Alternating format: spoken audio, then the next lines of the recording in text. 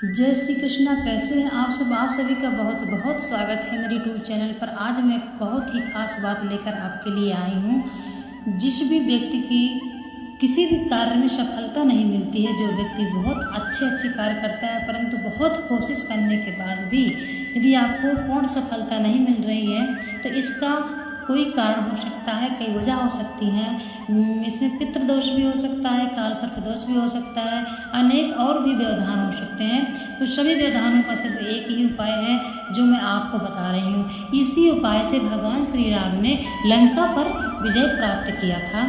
तो आप जिसकी भी कोई जॉब नहीं लग रही है, कोई बिजनेस नहीं अच्छे से चल रहा है, शादी नहीं, कोई भी कार्य है, यदि कोई भी छोटे से लेकर बड़ा कोई भी कार्य सफल नहीं हो पा रहा है, बात नहीं बन पा रही है, तो आपको यह करना प्रारंभ कर देना है। फिर आप देख लीजिए, आपके सारे एक नहीं, आपके सारे कार्य बनने लग जाएंगे। यह है विजया एकादशी का व्रत। विजया एकादशी का व्रत है। इस व्रत से सभी कार्य बनने लग जाते हैं, हर क्षेत्र में विजय आप प्राप्त करेंगे। भगवान नारायण का आशीर्वाद आपको प्राप्त हो जाएगा। फाल्गुन मास के कृष्ण पक्ष की यह एकादशी है। वैसे तो 12 मास एकादशी आती हैं, साल में 24 एकादशियाँ आती हैं। अगर आप नहीं करते हैं तो करिए, यदि कर सकते हैं तो साल की 24 एकादशी करिए, यदि नहीं कर सकते हैं तो आपको सफलता से प्राप्त करना है, हर जगह नहीं मिल पा रही है, तो आप यह एकादशी का व्रत अवश्य करिए। फाल्गुन मास के कृष्ण पक्ष की एकादशी है, इसका नाम है विजया एकादशी। जैसा इसका नाम है वैसा ही इसका कार्य है। भगवान कृष्ण बोले, हे युधिष्ठिर, फाल्गुन मास के कृष्ण पक्ष की एकादशी का नाम विजया एकादशी है, जो विजय देने वाली है। मर्यादा पुरुषोत्तम राम ने इसी व्रत के प्रभाव से लंका को विजय किया था। कथा ऐसे है, ये तो इसका महात्म्य हो गया कि आपने सुन लिया कि भगवान श्री राम ने लंका पर विजय पाई थी इस एकादशी व्रत से। तो आगे तो आप समझ सकते हैं, इसलिए अब इसे कथा किस प्रकार है ये भी सुन लीजिए। कथा सुनने मात्र से ही स्वर्ग की प्राप्ति होती तथा सभी मनोकामनाएं पूर्ण होने लग जाती हैं। कथा इसकी है इस प्रकार। जब भगवान राम कपिदल के सहित सिंधु तट पर पहुँचे तो रास्ता रुक गया। समीप में एक दालभ मुनि का आश्रम था, जिसने अनेकों ब्रह्मा अपनी आंखों से देखे थे। ऐसे चिरंजीव मुनि के दर्शनार्थ सेना सहित राम लक्ष्मण जी चले। शरण में जाकर मुनि को दंडवत प्रणाम करके समुद्र से पार होने का उपाय पूछा। मुनि बोले, कल विजया एकादशी है, उसका व्रत आप सेना सहित करो। समुद्र से पार होने का तथा लंका का विजय करने का सुगम उपाय यही है। मुनि की आज्ञा से राम लक्ष्मण ने तथा सेना सहित विजया एकादशी का व्रत किया, रामेश्वरम का पूजन किया, उसके प्रभाव से लंका को विजय किया। विजया एकादशी के महात्म्य की कथा ब्रह्मा जी ने नारद को गुप्त रूप से सुनाई थी। मैंने तो तेरे सामने प्रकट कही है, क्योंकि तू धर्मात्मा है, ये पापात्माओं के श्रवण करने योग्य नहीं है। इस महात्म्य को सुनने से हमेशा विजय होती है। तथा ये विजया एकादशी ऐसा व्रत है, एक ऐसा उपाय है, इतना सरल उपाय है। यदि आप कई उपाय कर चुके हैं लेकिन आपको तरक्की नहीं मिल रही है, आपकी कोई भी जॉब नहीं लग रही है और आप कोई बिजनेस करना चाहते हैं, तो आपका बिजनेस भी नहीं से सेट हो रहा है और आप मकान बनाना चाहते हैं लेकिन नहीं सफल हो रहे हैं, आप छोटे से लेकर एकदम निम्न से लेकर उच्च कार्य कोई भी आपका काम नहीं बन रहा है, आप परेशान रहते हैं, हर काम में रुकावटें होती हैं, यहाँ तक संतान की प्राप्ति नहीं हो रही है, जिसको वह संतान के लिए कोशिश कर रहा है, संतान की मनोकामना रखते हुए जो कोशिश कर रहा है, भगवान की पूजा करता है, पाठ करता है, कई धर्मदान करता है, कई पूजन हवन इत्यादि करता है, परंतु उसको संतान की प्राप्ति नहीं हो रही है, तो संतान की प्राप्ति भी होगी।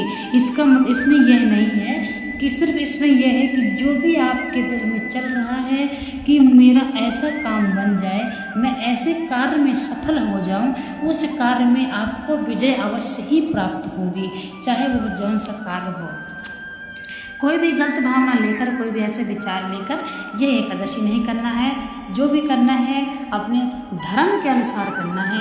यदि ऐसा नहीं है कि आप किसी के प्रति गलत सोच रहे हैं, कोई शत्रु है, उस पर आप उसको कुछ कोई बिगाड़ सोच रहा है कि किसी को कुछ ऐसा हो जाए, या आप कोई सोच रहा है कि मैं किसी का किसी पर कोई बदला लेना चाहता है, जो कोई हानि पहुंचाना चाहता है, किसी को नीचा दिखाना चाहता है, किसी कोई काम बिगाड़ना चाहता है, ऐसा बिल्कुल नहीं। जो भी आप अपने मन में मनोकामनाएं रखते हैं वो बिल्कुल सही और सात्विक होनी चाहिए, गलत नहीं होनी चाहिए। और इस एकादशी का जो व्रत मैं आपको बता रही हूँ पूरी श्रद्धा भावना के साथ करना है।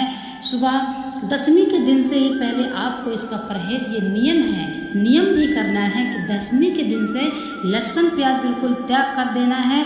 नॉन वेज यदि खाते हैं तो नॉन वेज का सर्वथा हमेशा के लिए त्याग कर दीजिए, तथा मसूर की दाल इत्यादि तामसिक वस्तुओं का आप बिल्कुल भी त्याग कर दीजिए सिर्फ दशमी के दिन से। गृहस्थ में प्याज लहसुन खाते हैं, मना नहीं है, लेकिन कोई तो नहीं खाता है हमेशा के लिए। लेकिन यदि गृहस्थ में नहीं चलता तो आप खा सकते हैं, परंतु कोई विशेष त्यौहार है, कोई विशेष मान लीजिए व्रत है, कोई विशेष पूजा है, एकादशी का व्रत है, बृहस्पतिवार है, पूर्णिमा है, अमावस्या, इस तरह यदि आप छोड़ सकते हैं तो प्याज लहसुन छोड़ दीजिए। तो मान लीजिए एकादशी का व्रत आपको करना है, आप यदि कर रहे हैं तो आपको दशमी के दिन से ही इसका सर्वथा त्याग करना है। फिर आप दशमी के दिन से इसका त्याग करिएगा, और चावल भी दशमी के दिन से ही आपको बिल्कुल नहीं खाना है, इस बात पर आप ध्यान दीजिए। और एकादशी के दिन आपको समय अनुसार ब्रह्म मुहूर्त में उठ करके स्नान करना है। स्नान करके घर में मंदिर है आपके तो आप घर में भगवान की पूजा करिए, तथा फिर मंदिर में जाइए। मंदिर भी जाना आवश्यक है।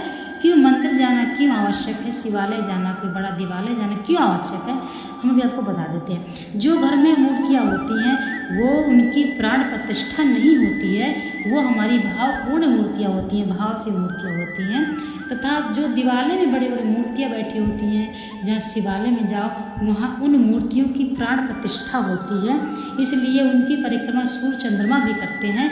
तो आपको उस दिन दिवालय जरूर जाना है, चाहे शिवालय हो, चाहे विष्णु भगवान का मंदिर, चाहे जौन सा मंदिर से आपको मंदिर जाना है, और वहाँ पर जाइए, परिक्रमा कीजिए, और वहाँ पर ब्रह्म मुहूर्त में शंकरार्पण कीजिए कि हे भगवान, मैं अपनी ये मनोकामना रख करके एकादशी व्रत का प्रारंभ कर रहा हूँ। प्रभु मेरे पर कृपा कीजिए, मेरे सभी पापों को नष्ट कीजिए। जिस भी पाप की वजह से, जिस भी गलती की वजह से इस जन्म का पाप हो, चाहे पिछले जन्म का पाप हो, मेरे रुकावटें आ रही हैं, मेरी परेशानी आ रही है, तो वह मेरी आप दूर कीजिए। मैं पापी हूँ, पापो हम पाप कर्मा हम पापात्मा पाप संभवा त्राहिमाम पार्वती नाथो सर्व पापो हरो हरो। इस प्रकार से आप भावना रखते हुए मैं तो पापी हूँ, मैं पापी आत्मा हूँ, पापात्मा पाप संभव, मैं पाप ही कर सकता हूँ प्रभु, मैं अच्छा नहीं कर सकता, मैं पाप ही कर सकता हूँ, मुझे अच्छा करना नहीं आता है, गलती करना मेरा काम है, क्षमा करना प्रभु आपका काम है, मैं तो अधम हूँ, मैं सिर्फ गलती कर सकता हूँ। इसलिए हे प्रभु मेरी गलतियों को माफ़ करते हुए मेरे पाप को नष्ट कर दीजिए, और मेरे जो भी आप मनोकामना रखते हैं वही मनोकामना को भगवान के सामने रख कर बोल कर भगवान से उसकी सफलता की कामना कीजिए। संकल्प कीजिए कि मैं एकादशी का व्रत कर रहा हूँ, किसी को सताऊंगा नहीं, किसी जीव को मारूंगा नहीं, किसी को परेशान नहीं करूंगा, जीव पर दया करूंगा, अहिंसा परमो धर्मा को अपनाऊंगा। इस प्रकार से आप संकल्प करते हुए एकादशी का व्रत करिए। द्वादशी के दिन आपको प्रातः उठ करके पारायण के समय से पहले आपको पूजा इत्यादि करके ब्राह्मण को दान दे करके और पारायण करना है। भगवान का भजन करते हुए इस एकादशी का आपको व्रत करना है। आप देख लीजिए आपकी ज़िंदगी में चमत्कार होने शुरू हो जाएंगे। थोड़ा सा समय लग सकता है लेकिन आप विजय अवश्य होंगे।